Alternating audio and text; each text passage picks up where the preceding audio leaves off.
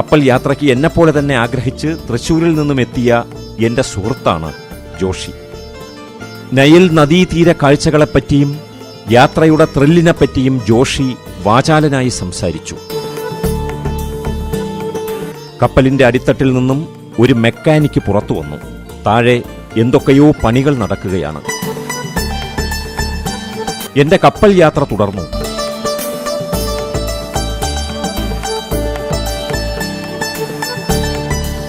നദിയുടെ തീരത്ത് കടത്ത് ബോട്ടുകൾ പ്രതീക്ഷിച്ചിരിക്കുകയാണ് ഗ്രാമീണർ. കുട്ടയും വട്ടിയും പണിയായുധങ്ങളും മാത്രമല്ല, ഒപ്പം അവരുടെ സന്തത സഹചാരിയായ കഴുതയുമുണ്ട്. കഴുതപ്പുറത്തുള്ള സവാരി ഈജിപ്ഷ്യൻ ഗ്രാമങ്ങളിൽ സർവ്വസാധാരണമാണ്. വികസനം അധികം എത്തിനോക്കിയിട്ടില്ലാത്ത തനിനാടൻ ഗ്രാമങ്ങളും ഉൾനാടൻ ഗ്രാമങ്ങളും ആദിവാസി നൂബിയൻ ഗ്രാമങ്ങളും ധാരാളമുണ്ട് നൈൽ നദിക്കരയിൽ. വേമ്പനാട്ട് കായലിലൂടെ യാത്ര ചെയ്യുമ്പോൾ കാണുന്ന ഇരുകരകളിലെയും മനുഷ്യജീവിതത്തിന്റെ പരിച്ഛേദമാണ് നൈൽ നദിയിലൂടെ യാത്ര ചെയ്യുമ്പോൾ ഈജിപ്ഷ്യൻ കരകളിലും നമുക്ക് കാണാൻ സാധിക്കുന്നത്. നൈൽ നദി എന്നും ഈജിപ്ഷ്യൻ ഗ്രാമീണർക്ക് അന്നദാതാവ് കൂടിയാണ്. ഇവിടെ ഒരു കൊതുമ്പ് വള്ളത്തിൽ രണ്ടുപേർ ചേർന്ന് മീൻ പിടിക്കുന്ന കാഴ്ചയാണ്. ആദ്യം വല കെട്ടിയ ശേഷം വള്ളത്തിൽ അവിടെ ഇവിടെയൊക്കെയായി വലിയ കമ്പുകൾ കൊണ്ട് വെള്ളത്തിലടിക്കുകയാണ്. അടിയുടെ ശബ്ദത്തിലും വെള്ളത്തിലെ അടിയുടെ ആഘാതത്തിലും മത്സ്യങ്ങൾ ഓടി വലയ്ക്കുള്ളിൽ ചെന്ന് കയറുമെന്നതാണ് ഇതിന്റെ പിന്നിലുള്ള സൂത്രം. വലയിൽപ്പെടുന്ന മത്സ്യങ്ങൾ വൈകുന്നേരം ഗ്രാമചന്തയിലെത്തിച്ച് വിറ്റ് അന്നോടന്നത്തെ ആഹാരം കണ്ടെത്തുന്ന പാവം മുക്കുവന്മാരാണിവർ. നമ്മുടെ നാട്ടിൻപുറങ്ങളിലെ ചെറിയ ആറ്റിറമ്പുകളിലും ഇത്തരം ചില രംഗങ്ങൾ നമുക്ക് കാണാം. കപ്പലിന്റെ മേൽത്തട്ടിലെ വിശ്രമ കേന്ദ്രത്തിലിരുന്നുകൊണ്ട് വിദേശികളായ സന്ദർശകർ മീൻപിടുത്ത കാഴ്ചയിലെ പരമ്പരാഗത രീതികൾ കണ്ട് ആസ്വദിച്ചിരിപ്പാണ്. കപ്പലുകളുടെയും പായ്വഞ്ചികളുടെയും എണ്ണം കൂടിക്കൂടി വരുന്നു.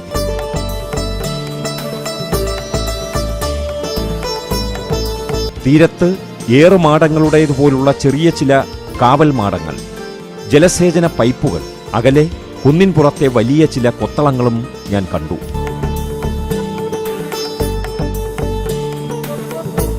വളരെ അകലെയുള്ള ആ സ്മാരകത്തെ ഞാൻ ക്ലോസ് ഷോട്ടിലും ലോങ് ഷോട്ടിലും പകർത്തി.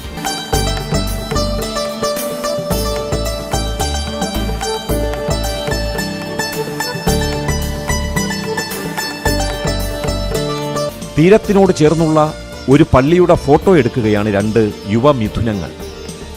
എന്റെ ക്യാമറയും നേരെ അങ്ങോട്ട് തിരിച്ചു. പള്ളിയും അതിന്റെ മിനാരങ്ങളും തെല്ലുമാറിയുള്ള ജലസംഭരണിയും സമീപത്തെ ചെറിയ ചെറിയ കെട്ടിടങ്ങളും എല്ലാം ഞാൻ ക്യാമറയിലൂടെ നോക്കി നിന്നു. നൈൽ നദീതീരത്തോട് ചേർന്ന് കിടക്കുന്ന ഭാഗങ്ങൾ ഇപ്പോഴും മരുഭൂമിയായി തന്നെ തുടരുകയാണ്. നദീതീരത്ത് നിന്ന് 5 മീറ്റർ മാറിയാൽ പച്ചപ്പോ നദിയുടെ നനവോ കാണാനേയില്ല. നമ്മുടെ നദീതീരങ്ങളിലാണെങ്കിൽ നോക്കെത്താ ദൂരത്തോളം ജലത്തിന്റെ ഈർപ്പം കൊണ്ട് വളർന്ന കണ്ടലുകളും മരങ്ങളുമെല്ലാം കാണാമായിരുന്നു. ഞാൻ വീണ്ടും സ്റ്റിൽ ക്യാമറയിൽ കുറേ ഫോട്ടോ എടുത്തു. ഇതിനിടെ തന്റെ പങ്കാളിയുമായി അല്പം സൗന്ദര്യപ്പിണക്കത്തിലായിരുന്ന ഒരു സായിപ്പ് ഡക്കിൽ ചാരുകസേരയിൽ വന്ന് ഒറ്റയ്ക്ക് കിടക്കുന്നത് കണ്ടു. അടുത്തുനിന്ന് ഞാൻ ഫോട്ടോ എടുക്കുന്നത് പോലും ആ സായിപ്പ് അറിയുന്നതേയില്ല. എന്തായാലും ഇനി ഇവിടെ നിൽക്കുന്നത് അത്ര ശരിയല്ല, അല്പം മാറി നിൽക്കുന്നതാവും ശരി. 2 കപ്പലുകൾ മത്സരിച്ചോടുന്ന കാഴ്ച. ഒന്ന് മുമ്പേ അതിനെ പിന്നിലാക്കി മറ്റേത്. അങ്ങനെ വിടില്ലെന്ന മട്ടിൽ പിന്നിലായ കപ്പൽ മുന്നിലേക്ക്. ആ ഓട്ട മത്സരത്തിന്റെ പരമാവധി നല്ല ചിത്രങ്ങൾ ഞാൻ സ്റ്റിൽ ക്യാമറയിലാക്കി.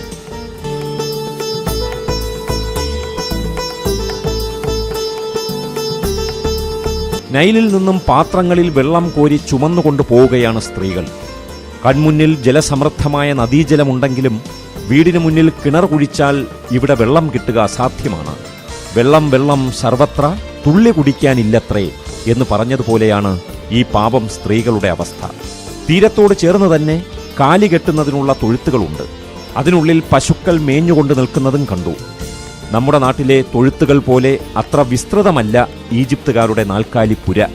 4 കമ്പും അതിനു മുകളിൽ കുറെ നീളൻ പുല്ലും വെട്ടിയിട്ടാൽ ഇവരുടെ കാലിത്തൊഴുത്തായി.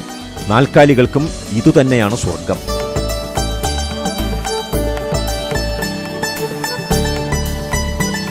ഈന്തപ്പനകൾ സമൃദ്ധമാണിവിടെ.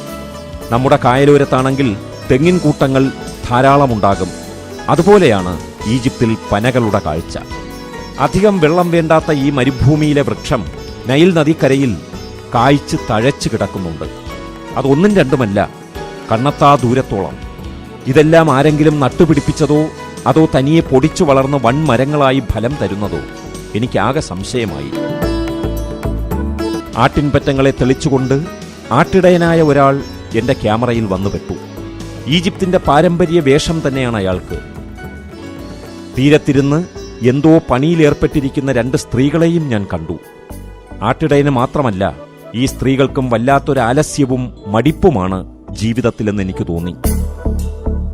അസ്നയ്ക്കടുത്തുള്ള വലിയൊരു പാലത്തിന് സമീപത്തെത്തി ഞങ്ങളുടെ കപ്പൽ. ഈ പാലത്തിനോടനുബന്ധിച്ചാണ് ടോൾ പിരിക്കുന്ന സംവിധാനം ഏർപ്പെടുത്തിയിട്ടുള്ളത്. നൈലിനു കുറുകെ പെട്ടികൾ അടുക്കി വെച്ചതുപോലെയാണ് പാലത്തിന്റെ അകലെ കാഴ്ച. ആദ്യകാലത്ത് നിർമ്മിച്ച പാലത്തിനോട് ചേർന്ന് പിന്നീട് മിനിസ്ട്രി ഓഫ് വാട്ടർ റിസോഴ്സിന്റെ കീഴിൽ കപ്പലുകൾക്ക് ടോൾ ഈടാക്കുന്ന സെന്റർ കൂടി ഇവിടെ ആരംഭിച്ചു. അറബ് കൺസൾട്ടിംഗ് എഞ്ചിനീയേഴ്സാണ് പാലം പണി വിപുലീകരിച്ച് ഇന്നത്തെ നിലയിലാക്കിയത്. ടോൾ കേന്ദ്രത്തിൽ ഇടുങ്ങിയ വഴിയിലൂടെ കപ്പൽ കടന്നു പോകുന്നത് കാണാൻ കൗതുകമുള്ള കാഴ്ചയാണ്. ഞാൻ പാലത്തിന്റെ ഒരറ്റത്തു നിന്നും മറ്റേ അറ്റം വരെയുള്ള ദൃശ്യങ്ങൾ പകർത്തി. ഈ കാണുന്ന ചെറിയ പാതയിലൂടെ വേണം ഇത്രയും വലിയ കപ്പൽ ടോൾ നൽകിയ ശേഷം കടന്നു പോകാൻ. സിമന്റ് ഭിത്തിക്കും കപ്പലിനും ഇടയിൽ അല്പം പോലും ഇടമില്ല. ഞെങ്ങി ഞെരുങ്ങി വേണം കപ്പലിന് കടന്നു പോകാൻ. ഞാൻ ക്യാമറയുമായി എന്റെ കപ്പലിന്റെ മുകളിലേക്ക് കയറി. ഒരു കപ്പൽ നങ്കൂരമിടാനുള്ള ശ്രമത്തിലാണ്. ഇവിടെ ടോൾ നൽകിയേ പോകാൻ കഴിയൂ.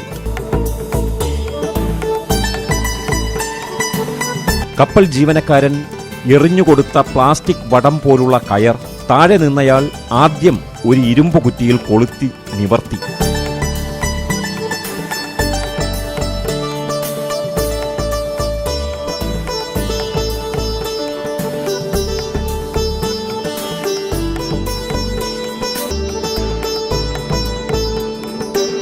പിന്നീട് അത് അവിടെ നിന്നും എടുത്ത് 2 സ്ഥലങ്ങളിൽ മാറ്റി മാറ്റിയിട്ടു.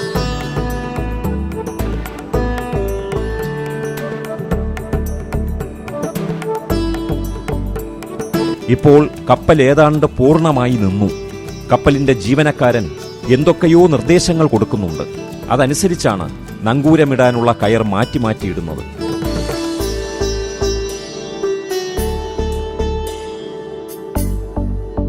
എന്റെ കപ്പലിലുള്ള വിദേശികളെല്ലാം താഴെത്തട്ടിൽ നടക്കുന്ന കാഴ്ചകൾ കണ്ടു നിൽപ്പാണ്. എല്ലാം കണ്ടുപഠിക്കുന്ന ഒരു കുട്ടി എന്തിനോ വേണ്ടി അവിടെയെല്ലാം കിടന്നോടുന്നുണ്ട്. കപ്പൽ ചുവരിൽ തൊട്ടില്ലെന്ന മട്ടിൽ നിന്നു. സന്ദർശകർ താഴെ നടക്കുന്നത് എന്തോ വലിയ കാര്യമാണെന്ന മട്ടിലാണ് നിൽക്കുന്നത്. ഇതാണ് അസ്ന ലോക്ക്. ഇവിടെ കപ്പലുകൾ $70 ടോൾ നൽകി വേണം കടന്നുപോകാൻ.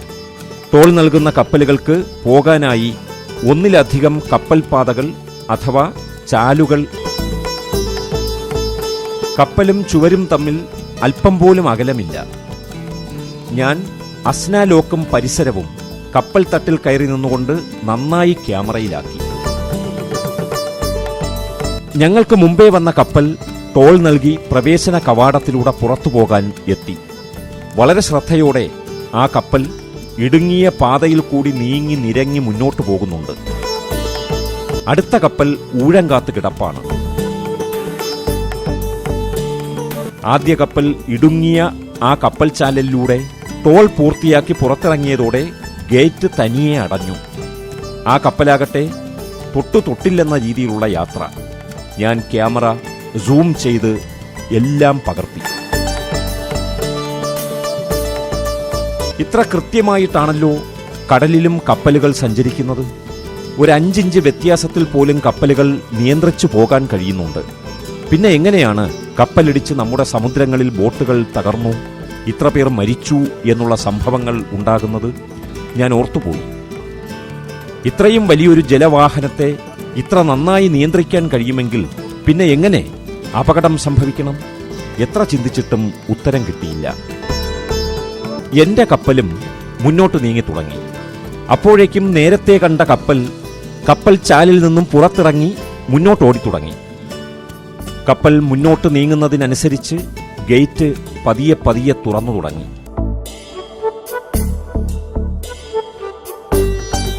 അസ്ന ലോക്കിലേക്ക് ഞങ്ങളുടെ കപ്പൽ കയറി.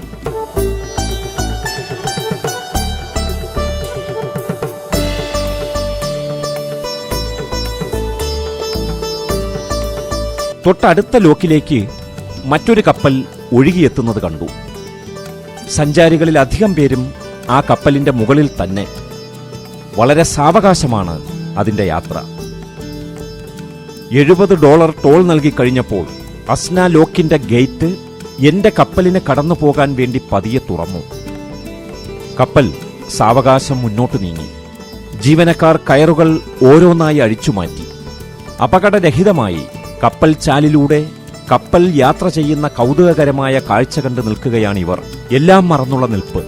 ചിലപ്പോൾ കപ്പൽ ലോക്കിലിടിച്ചാലോ എന്ന ആശങ്ക കൊണ്ടും പേടി കൊണ്ടുമാണ് ഇവരെല്ലാം ഇങ്ങനെ നോക്കുന്നതെന്ന് എനിക്ക് തോന്നി. ഞാനും ക്യാമറ മുകളിലൊരു ഭാഗത്ത് വെച്ച് ആൾക്കാരെയും അസ്ന ലോക്കിലെ രംഗങ്ങളെയും ഒരുമിച്ച് കാണത്തക്ക വിധത്തിൽ നിന്നു. കപ്പൽ പതിയെ പതിയെ ആദ്യ ഗേറ്റ് കടന്ന് പുറത്തിറങ്ങാനുള്ള ഗേറ്റിന് സമീപത്തെത്തി. കപ്പലിന്റെ വരവറിഞ്ഞതോടെ രണ്ടാമത്തെ ഗേറ്റും തെല്ല് ശങ്കിച്ചു നിന്ന ശേഷം തുറന്നു. പാലങ്ങളുടെയും കുടിവെള്ള വിതരണത്തിന്റെയും ചുമതലയുള്ള സർക്കാർ വകുപ്പിന്റെ കീഴിലാണ് അസ്ന ലോക്കിന്റെ പ്രവർത്തനം. എങ്കിലും ഒസ്മാൻ അഹമ്മദ് ഉസ്മാൻ എന്ന കമ്പനിയാണ് ഇപ്പോൾ ടോൾ പിരിവിനുള്ള കരാറെടുത്തിരിക്കുന്നത്. ഉരുക്കിൽ തീർത്ത ഗേറ്റുകൾ വിള്ളൽ വീഴ്ത്തി വെള്ളം ഉള്ളിലേക്ക് കടത്തിവിട്ടുകൊണ്ട് പതിയെ തുറന്നു. ഇനി എന്റെ കപ്പലിന് പോകാം. സഞ്ചാരികൾ കരഘോഷം മുഴക്കി തുള്ളിച്ചാടി ആഹ്ലാദം പങ്കുവച്ചു. ബാക്കിയുള്ളവർ ഫോട്ടോ എടുക്കുന്ന തിരക്കിലായിരുന്നു.